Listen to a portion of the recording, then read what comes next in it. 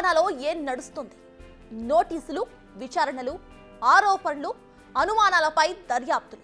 మేడిగడ్డ నుంచి మొదలు పెడితే అన్ని శాఖల్లో కూడా జరిగిన అవకతవకలపై విచారణలు నడుస్తున్నాయి. ప్రస్తుతం తెలంగాణలో ఇదే నడుస్తోంది. ఇన్నాళ్లు అదిగో ఇదిగో అన్న ప్రచారాలు ఇప్పుడు నిజాలవుతున్నాయి. 10 ఏళ్ల బీఆర్ఎస్ పాలన అభివృద్ధి మాట ఏమో కానీ అరాచకాలు, అక్రమాలు, అవినీతికి కేర్ ఆఫ్ అడ్రస్ గా నిలిచాయి. ఇది మేమంటున్న మాట కాదు. ప్రస్తుతం అధికారంలో ఉన్న కాంగ్రెస్ ప్రభుత్వం చేస్తున్న వ్యాఖ్యలు, చెబుతున్న మాటలు.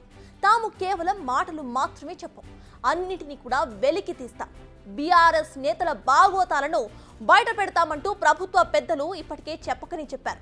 చెప్పినట్టుగానే విచారణ కమిషన్లకు ఆదేశాలు కూడా జారీ చేశారు. ఇప్పుడు ఆ విచారణలు మొదలైపోయాయి. ఒక్కొక్క అంశంపై విచారణ ఎలా జరుగుతోంది, ఇప్పటి వరకు జరిగిన అప్డేట్స్ ఏంటో ఇప్పుడు చూద్దాం. ఫస్ట్, కాళేశ్వరం ప్రాజెక్ట్ నుండి స్టార్ట్ చేద్దాం. ఈ ప్రాజెక్టులోని 3 కీలక బ్యారేజీలు ఇప్పుడు ఎందుకు పనికి రాకుండా పోయాయి? మేడిగడ్డ కుంగిపోయింది. ప్రస్తుతం అక్కడ రిపేర్స్ కూడా కొనసాగుతున్నాయి. బట్ అసలు ఈ పరిస్థితి ఎందుకు వచ్చింది అనే దానిపై జస్టిస్ పిసి ఘోష్ హెడ్ గా ఓ కమిషన్ విచారణ జరుపుతోంది. అయితే ఈ కమిషన్ డెడ్ లైన్ ఈ నెల 30తో ముగుస్తుంది. మరి విచారణ పూర్తయిందా? దీనికి ఆన్సర్ నో అని చెప్పాలి. నెల రోజులైంది ఈ కమిషన్ విచారణ ప్రారంభించింది. ఈ టైంలో ప్రాజెక్టును విజిట్ చేసింది కమిషన్. ఇప్పటి వరకు 54 ఫిర్యాదులు కూడా అందాయి. అందులో నష్టపరిహారానికి సంబంధించినవి కూడా ఉన్నాయి. అధికారులను విచారిస్తున్నారు. సో విచారణ ఇంకా ప్రాథమిక దశలోనే ఉందని చెప్పాలి. అంటే డెడ్ లైన్ లోపు విచారణ పూర్తి కాదు. ఇదే విషయాన్ని చంద్రఘోష్ కూడా చెబుతున్నారు. అసలు విషయాలు, నిజాలు తెలుసుకోకుండా పూర్తి నివేదిక ఇవ్వలేము అంటున్నారు ఆయన. అంటే కమిషన్ డెడ్ లైన్ ఎక్స్టెండ్ అవటం కన్ఫర్మ్ గా కనిపిస్తోంది.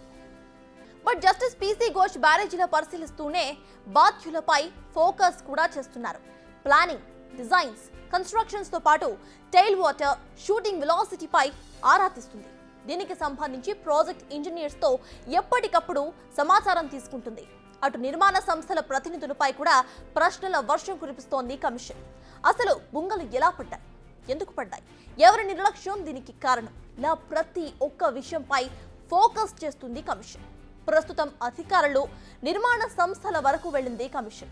మరి ముందు ముందు ఎవరి మెడకు చుట్టుకుంటుందో చూడాలి. ఇక నెక్స్ట్, విద్యుత్ కొనుగోలు ఒప్పందాలు, వాటి కోసం చేసిన అప్పులు.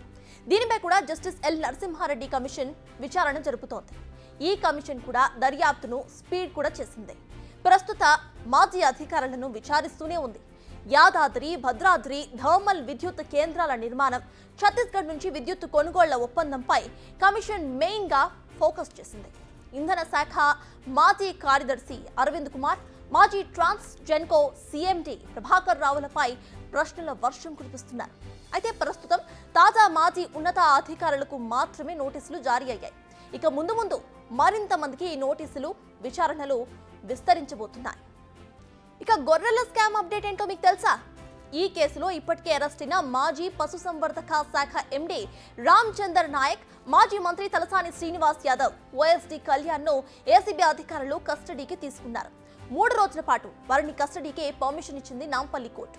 మీకు తెలుసుగా, గొర్రెల పంపిణీలో ఏకంగా 700 కోట్ల అవినీతి జరిగిందని ఏసీబీ చెబుతోంది. అయితే గొళ్ల కురుంపులకు బదులుగా ప్రైవేటు వ్యక్తుల అకౌంట్స్ లోకి నిధులు మళ్లించి డబ్బును దోచేశారు వీరు. ఇప్పటి వరకు మొత్తం 10 మంది నేతలను గుర్తించగా 6గురిని అరెస్టు కూడా చేశారు. అయితే ఇప్పుడు ఏసీబీ విచారణతో మరికొంతమంది పెద్దల పేర్లు బయటకు వచ్చే అవకాశాలు కనిపిస్తున్నాయి.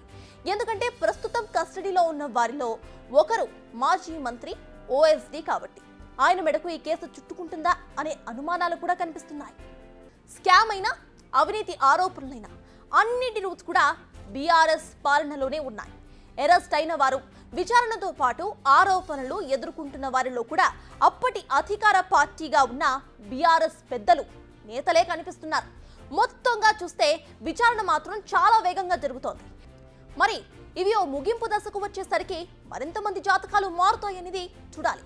ఇప్పటికే డొంక కదలడం అయితే ప్రారంభమైపోయింది. ఇదైతే కన్ఫర్మ్. బిగ్ టీవీ అవుట్లుక్ కథనాలు నచ్చితే వెంటనే బిగ్ టీవీ ఛానల్ ను సబ్స్క్రైబ్ చేయండి.